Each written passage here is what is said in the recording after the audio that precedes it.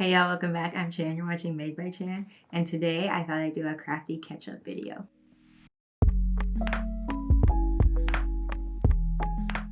So I had originally planned to vlog the whole month of April, and I have a few clips here and there that I'm gonna pop into here, but then I changed my mind and decided not to do that. I just didn't feel like it. So if you're not familiar, I live in Texas, and that's kind of when spring starts for us for real.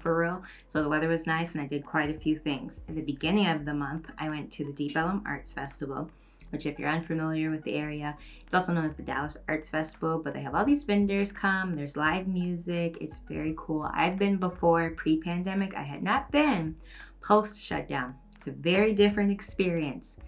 I was a little disappointed, I'm not gonna lie. It just used to be so big, and now it's only 2 blocks. And so there's less vendors, also less variety in the type of art they show. So that was kind of disappointing, but it was still a good time. I'm happy I went, so now I know and I can lower my expectations, but I was a little disappointed.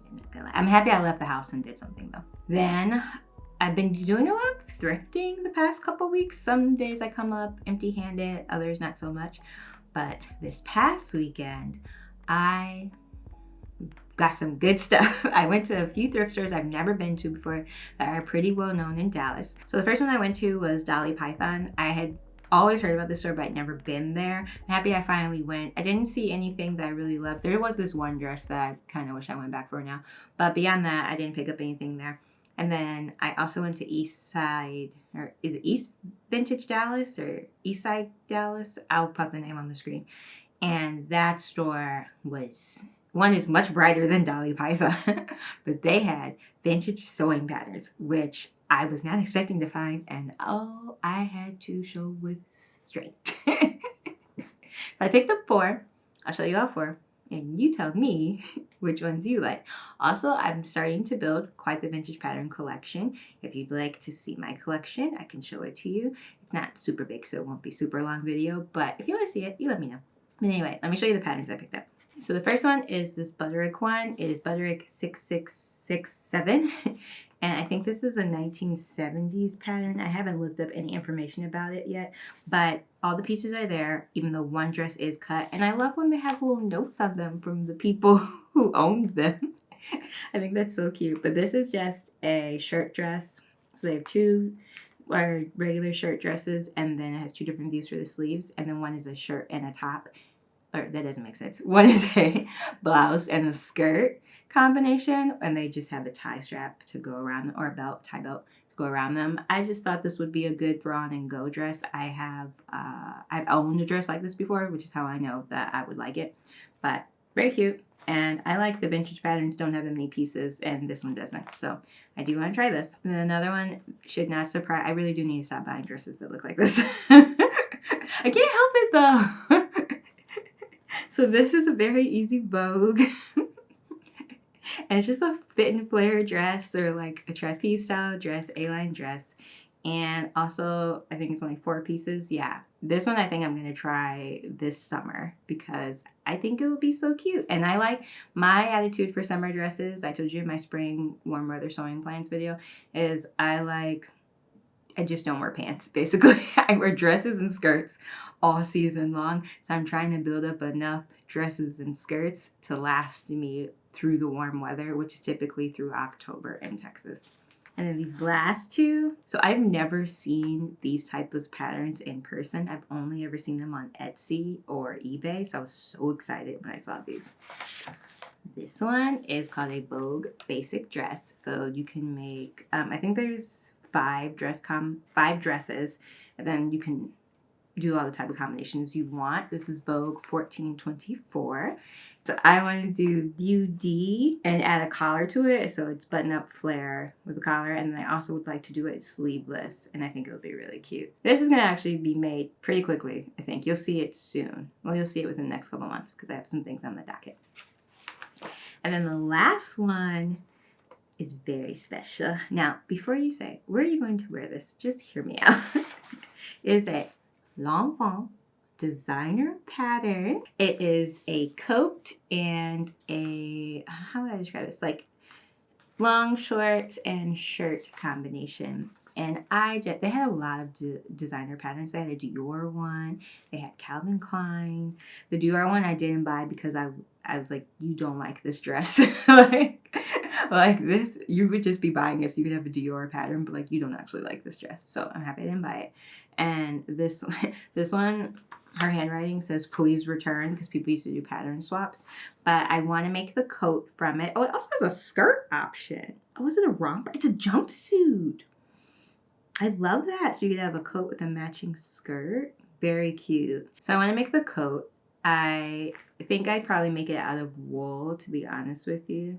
The suggested fabrics are gabardine, flannel, twills, covert, and denim. I don't know what covert is, but I would want to make it so that I could have a nice coat. I could have another nice coat for winter, fall. Right now I have the J. Crew lady coat, which I do love, but I would like more options. And then the alternative to that is I have a big brown North Face. So we need to mix it up with the coats because I love coats, but I also acknowledge I live in Texas, so the season to wear coats, small, but I still love coats. So I'm going to have a few of them. So those are all the patterns I picked up.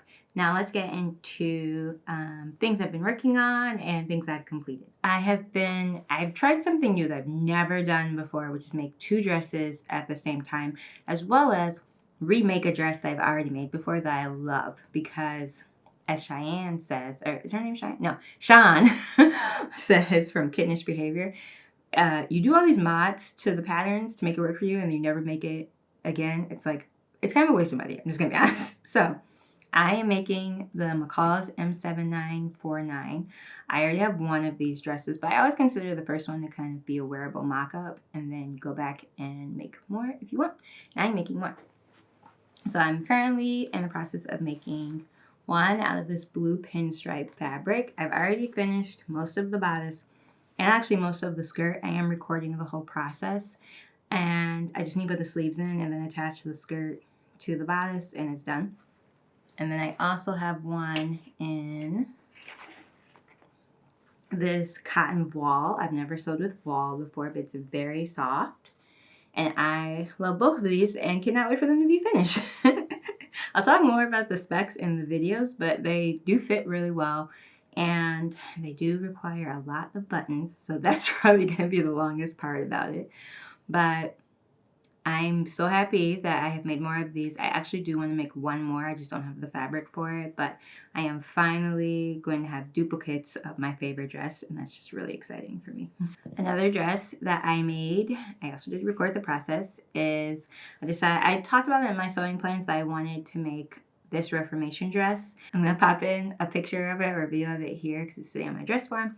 And I just need to hem it and then I can wear it. Like I said, throw on and go dress. I think it turned out really great. It was really easy to make, so very happy that I did it. The pattern I ended up using for the dress is the L'Amour bodice, and then I just made a half circle skirt. I drafted one for it, and I'm happy I went with that. Also, all these dresses I did maxi length. I know that's on trend, but I also enjoy maxi length dresses. I just said midi length, midi length dresses. They come to my calf, and I think that's going to be really great for the upcoming season, the season I'm in, and the upcoming season. So I'm very happy with those. And then a dress I have never shown on here. No, I've never done a video for on here.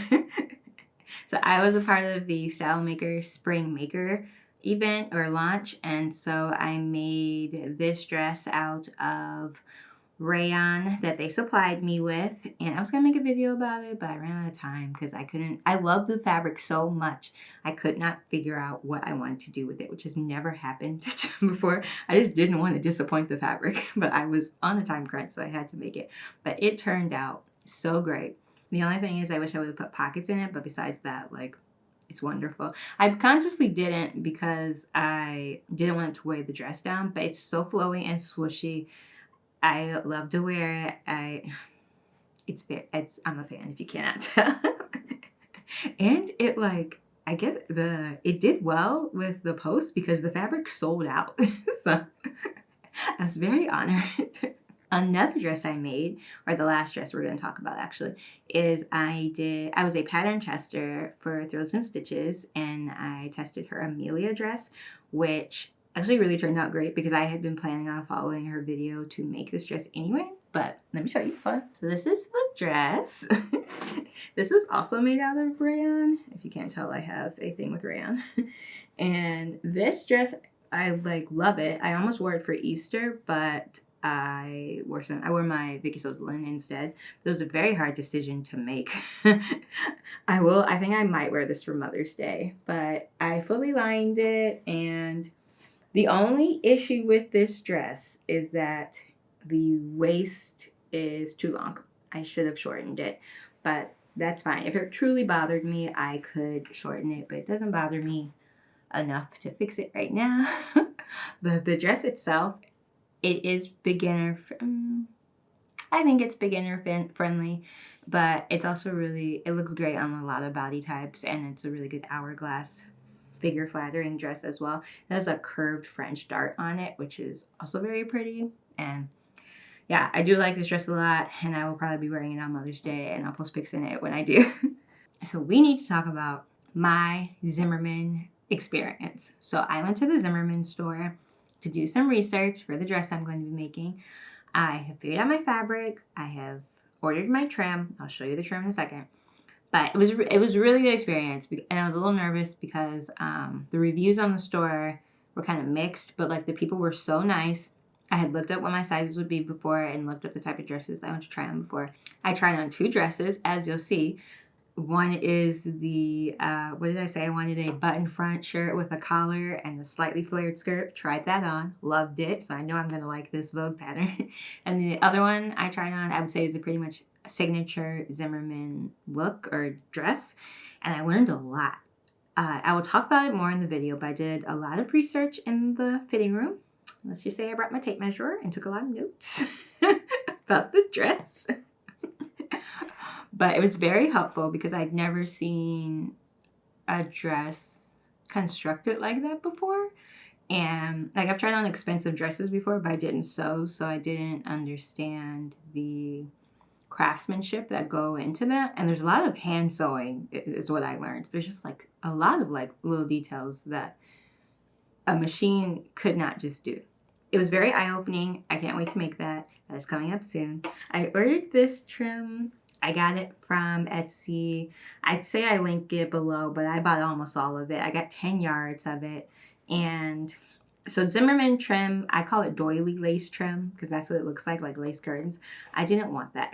So I said, that is not me, and I cannot also make that more everyday. Like this trim is a bit more everyday. This is just cotton trim. I got this, and then I decided that I'm going to make the dress out of white linen, which I need to order. But that way, it's a little bit more plain, but the trim and the construction will really stand out for it. So I'm very excited for that. Oh, I haven't even told you the pattern. I'm going to combine... I don't even think I'm going to combine. I think I'm going to use the Vogue 2004. I do own another Vogue pattern that I was going to use for it, but the 2004 came out, and I think that would be better suited for it. Now, that is not made for a fabric as stiff as the linen, but that would be a good base for the dress I want to make, and then I can modify it that way. Because I've never sewn trim on a dress before, and that one has the trim placements already marked on it, so it'll be easier for me to do versus figuring it out from scratch. And then last but not least, I thought I'd give you a life update. I've been doing really well. I still don't have a job. As I'm posting this, I still don't have a job. I've been doing a lot of interviewing lately. I at one point wasn't getting any interviews, and then right now I'm in the middle of several interview process, so hopefully something comes from that. So during this downtime, I have actually been doing a 12-week year. I hadn't realized it, but I actually did one last year. I just didn't know there was a name for this, and I liked it last year, so once I figured out this year that it existed, I tried it again at the end of February. If you're unfamiliar, it's based off of a book. I have not read the book, but I just did some research on articles online. But instead of on January 1st giving yourself New Year's resolutions to complete throughout the year, or goals to complete throughout the year, it breaks it down into 12 weeks. So your year is 12 weeks. You give yourself 3 goals, or 2 to 3 goals, and then you have tactics on how you're going to accomplish the goal each week, and then you have a scoring system each week to see how you did on them. So my goals this year are to improve my, I said well-being, I think is how I worded it. It's like foggy right now. But basic things like, I hate cleaning, but it's a necessary thing to do. So like making sure my home is clean and breaking it down weekly as like on Mondays, I have to clean my bedroom. On Tuesdays, we clean the bathroom. On Wednesdays, I clean the living room, stuff like that. And then I also had it like for that goal, I really love to read, and I had not been reading any books. And I was like, why are you not reading? It's because I was scrolling. So I was like, you have to read for a little bit, at least 3 times a week. So I gave myself for the whole year, not just these 12 weeks, that I wanted to read 12 books, at least 1 book a month. Now, I have read 15 books. I really took that goal seriously.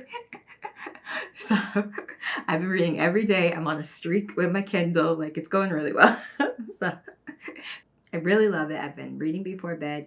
And then some days I just find myself reading sometimes for hours after dinner, or instead of watching like YouTube and TV, I read and whatnot. So it's really been a great thing and stuff.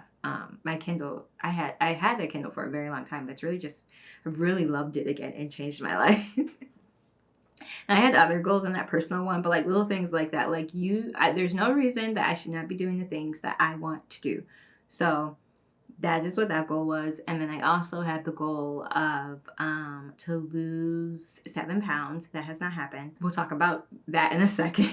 And then the other one was get monetized on YouTube. I have definitely increased my watch hours, and with this month gap, I'm not going to hit it, but I'm going to roll that goal over until the next 12-week year I'm going to do. But it's definitely helped me plan out my content more and like actually analyze how I work on my content planning and or lack thereof. But it's been really helpful for me. So I really enjoyed it. I would recommend it if you're looking for a new strategy of just how to accomplish your goals. So I am turning 35 this year. I don't think I've ever actually said how old I am on this channel.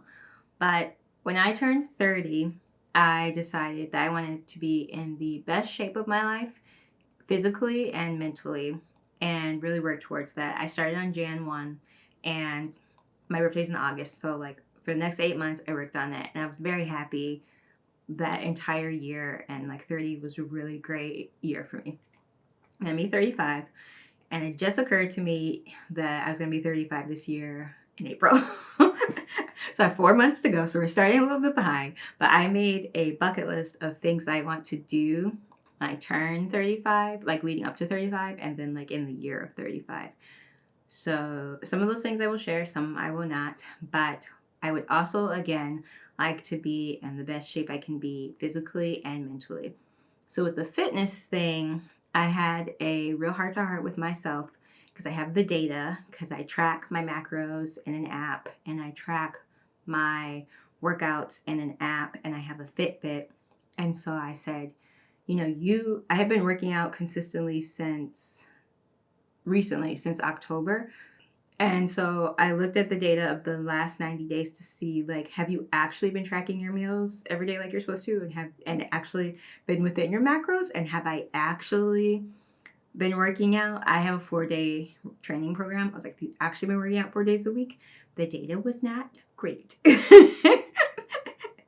And for someone who works out as much as I do, and like is in the fitness as much as I do, as much as I am, I would like to look a little bit more like, basically, I want my arms to be toned, and I want my belly to go down. And I also desperately need to lower my resting heart rate. It is way too high.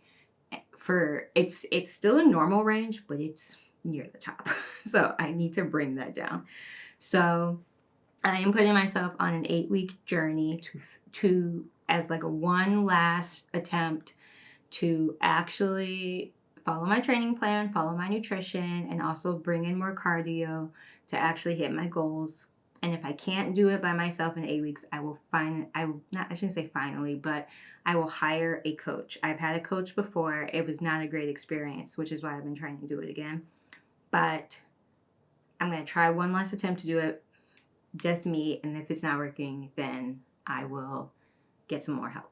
Now, one of the things on my 35 bucket list is I would like to do something out of my comfort zone, which is a Disney run. I am not a runner at all. Most cardio I do is like walking. I'm a really big walker, and I used to be a cyclist long time ago. I would love to get back into that, but I don't have a bike right now. And yeah, so I don't do any cardio. So I've decided to do a couch to 5K and train, and I would like to do a Disney 5K in the parks either this fall or next spring. And it slightly terrifies me. I'm not gonna lie. Which I don't know why. And I kept saying that. I was like, were you nervous to go into the weight room the first time at the gym? Maybe, but I don't know. Like, it's been so long because I've been weight training for like years at this point. But for some reason, running is so humbling. So I start tomorrow. I went to the store. I got a Camelback because I refuse to run in the Texas heat without water. So I got a Camelback and I got new shoes. I start tomorrow morning. My plan is for the next 8 weeks. It was going to be 6 weeks, but then I was like, start this couch to 5K now. So I'm starting tomorrow. My plan is to do 3 days of running and then still continue my 4 days of weightlifting. I will do a whole video about this if you want me to, but my next 12-week year ends the week before my birthday, and so this is going to be the fitness part of it. Like, I'm like okay with not losing the weight if I still lost fat and it was just muscle instead, but it's not muscle. And so it's a wake-up call to myself.